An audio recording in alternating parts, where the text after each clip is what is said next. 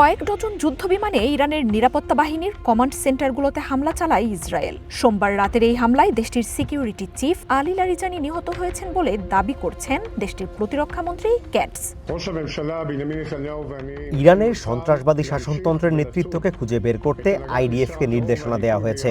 তাদের সবগুলো মাথা কেটে ফেলা হবে যেন তারা আর সংগঠিত হতে না পারে। প্রেসিডেন্ট ডোনাল্ড ট্রাম্প ইরানের নেতৃত্বের মধ্যে উচ্চ হারে পরিবর্তন নিয়ে কথা বলেছেন।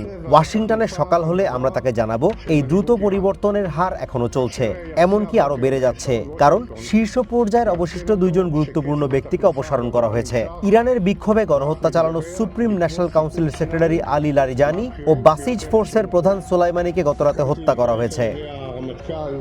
তবে তেহরানের পক্ষ থেকে এখনও এসব তথ্য নিশ্চিত করা হয়নি।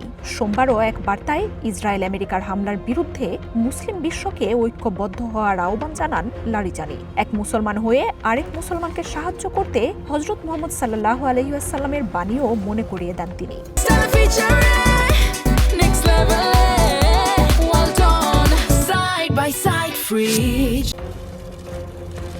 ইরানের আয়াতুল্লাহ খামেনির শাসনতন্ত্রের অন্যতম স্তম্ভ হিসেবে দেখা হয় আলী লারিজানিকে।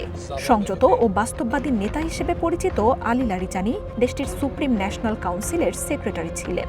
ইসরায়েল আমেরিকার বিরুদ্ধে যুদ্ধ কৌশলে আরও গুরুত্বপূর্ণ হয়ে ওঠেন এই নেতা। 1958 সালে ইরাকের নাজাফের সম্ভ্রান্ত যে পরিবারে লারিজানির জন্ম, সেই বংশকে টাইম ম্যাগাজিন বর্ণনা করেছিল ক্যানেডিজ অব ইরান হিসেবে।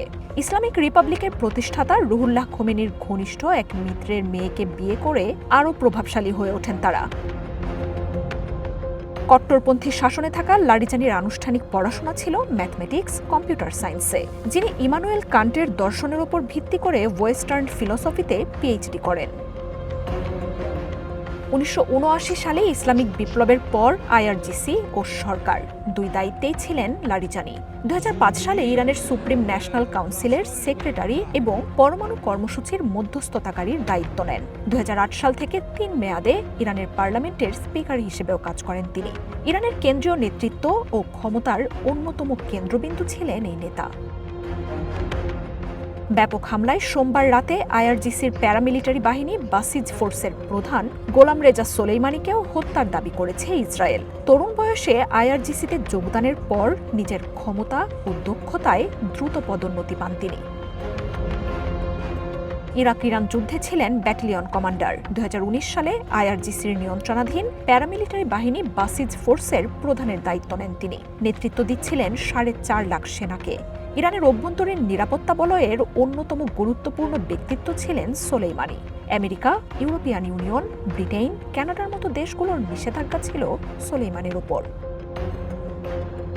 মার্জিয়া উপমা, ওয়ান ইন্টারন্যাশনাল ডেস্ক।